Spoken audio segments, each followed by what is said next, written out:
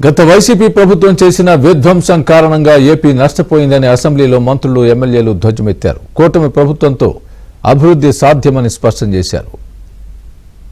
ఇప్పుడు 2023 జూన్ నుంచి 2024 జనవరి వరకు 18,114 కేసులు నమోదైతే 2024 జూన్ నుండి 2025 జనవరి వరకు 16,809 కేసులు నమోదైనాయి అధ్యక్ష.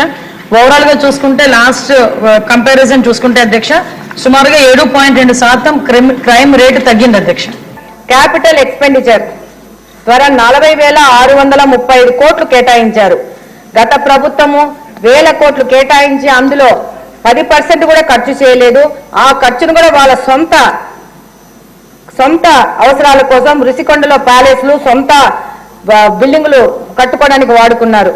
మా కాన్స్టిట్యున్సీలో తీసుకుంటే ఎంతో మంది మహిళలకి ఇది వరకు అసలు వాళ్ళకి ఈ 5 ఏళ్లలో కనీసం బీసీ కార్పొరేషన్ లోన్లు కానీ, ఎస్సీ కార్పొరేషన్ లోన్ కానీ, ఎస్టీ కార్పొరేషన్ లోన్ కానీ ఎటువంటివి వాళ్ళు కళ్ళతో చూడలేదు.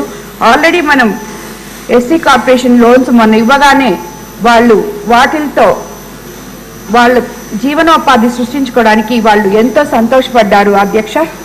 కానీ గత 5 సంవత్సరాల్లో కూడా కనీసం అప్పుడు ఉన్న పనిముట్లని ఈరోజు తుప్పు పట్టి ఈరోజు లోపల పెట్టేశారు తప్పితే ఒక్క పథకం కూడా, ఒక్క పనిముట్టు కూడా ఎటువంటి వారికి ఇవ్వలేదు అధ్యక్ష. మళ్ళీ ఈ రోజు అదే ఆదరణ పథకానికి 1000 కోట్లు కేటాయించి బీసీల పట్ల, ముఖ్యంగా చేతి వృత్తుల వారి పట్ల కూడా ఈ రోజు తెలుగుదేశం ప్రభుత్వం ఎలా ముందుకెళ్తుందో మన కూటమి ప్రభుత్వం ముందుకు తీసుకెళ్తుంది అధ్యక్ష. గత ప్రభుత్వం 117 జీవోని తీసుకొచ్చి ప్రభుత్వ విద్య పిల్లలకి, అది నిరుపేద కుటుంబాలకి దూరం చేసిన విషయం మన అందరూ తెలిసిన విషయమే. గత ప్రభుత్వ చేతకంతనం వల్ల ప్రభుత్వ పాఠశాలలో దాదాపు 12 లక్షల మంది విద్యార్థులు తగ్గిపోయారు అధ్యక్ష. 12 లక్షల మంది విద్యార్థులు తగ్గిపోతాం జరిగింది అధ్యక్ష. అందుకే దానికి ఒక ఆల్టర్నేటివ్ ఏర్పాటు చేయాలని దానిపైన ప్రజాప్రతినిధులతో చర్చించి, అదేవిధంగా పక్కన సంఘాలతో కూడా గ్రౌండ్ చర్చ జరిగింది అధ్యక్ష. లాస్ట్ 5 years లో ఎక్కడ కూడా ఒక డ్రైన్ లో గానీ, ఒక కాలువలో గానీ, ఒక రిజర్వాయర్ లో గానీ, ఒక చెరువులో గానీ ఒక తట్ట మట్టి కూడా ఎక్కడ తీరినటువంటి పరిస్థితి దుస్థితి అధ్యక్ష.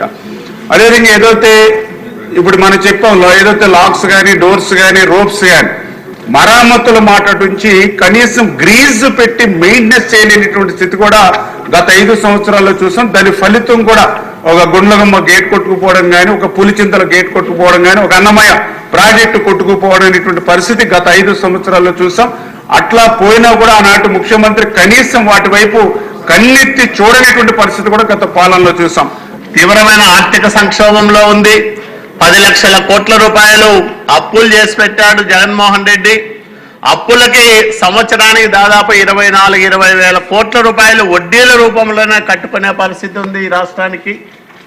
అంటే వెంటిలేటర్ పైన ఆంధ్రప్రదేశ్ రాష్ట్రాన్ని నిలిపి జగన్మోహన్ రెడ్డి వెళ్ళాడు. జగన్మోహన్ రెడ్డి ఆంధ్రప్రదేశ్ రాష్ట్రానికి ముఖ్యమంత్రి అయిన తర్వాత కరోనా వచ్చింది అధ్యక్ష. కరోనా వల్ల ప్రపంచమంతా కూడా వణికిపోయింది. దేశం కూడా చాలా ఇబ్బందులు ఎదుర్కొంది.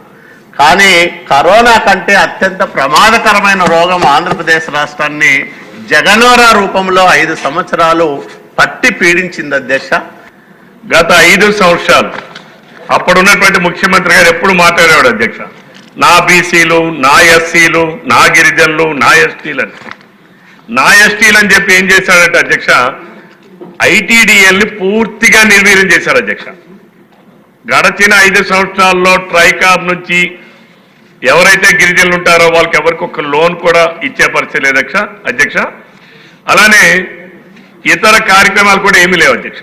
సప్లాన్ నిధులను కూడా డైవర్ట్ చేశారు అధ్యక్ష. ఈ సభలో ఉన్నటువంటి అందరికీ తెలుసు, ఈ రాష్ట్ర ప్రధానికానికి కూడా ప్రధానంగా గిరిజనులకు అందరికీ తెలుసు.